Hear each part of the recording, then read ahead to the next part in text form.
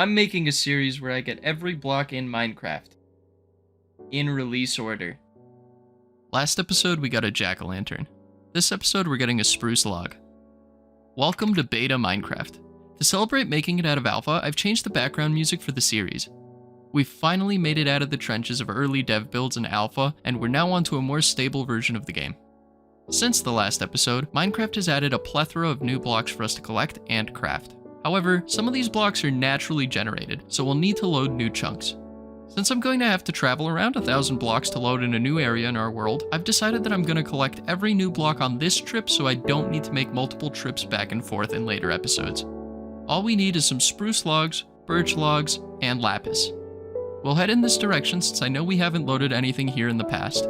And, for the first time in the series, we won't need to mark our path with cobblestone because we finally have coordinates. Which reminds me, here's a list of some major things the game has added since last episode. Leaves decay properly again. Creeper explosions are animated along with buttons, levers, and pressure plates.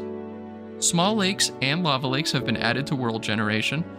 Item tooltips exist when hovering over things in your inventory. Eggs can be thrown and have a small chance of spawning chicks. Dye has been added to the game and we can now dye sheep. The only dye that is unobtainable without cheating is brown dye, since cocoa beans don't generate naturally yet. Squids have been added to the game and can be milked with an empty bucket, alongside tons of small bug fixes. It looks like the saplings for the new trees haven't been added yet, so we'll have to come back again at some point anyway.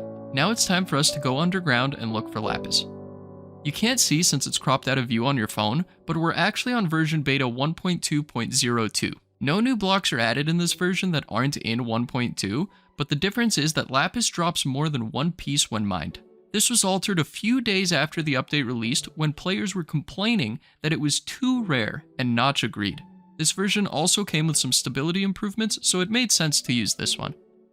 While looking for lapis, I stumbled upon two dungeons, both being skeleton spawners. We can use these to make a double mob XP farm in the future once enchanting releases. This will be very helpful since we'll need hundreds of levels for something that's going to prevent any progress in the future, but I'll tell you more once the time has come. Time to head home. On the way back, I saw this chunk region that shows us clearly where our old chunks stopped loading and the new ones from this version started. It's amazing to see how different the generation is, and it goes to show how well we've preserved our world to ensure we aren't loading more than what we need. It's always a pleasant feeling to be back home after a long mining trip. Let's deposit our materials and go place our block on the monument. Next episode, we'll be getting a birch log. See you then.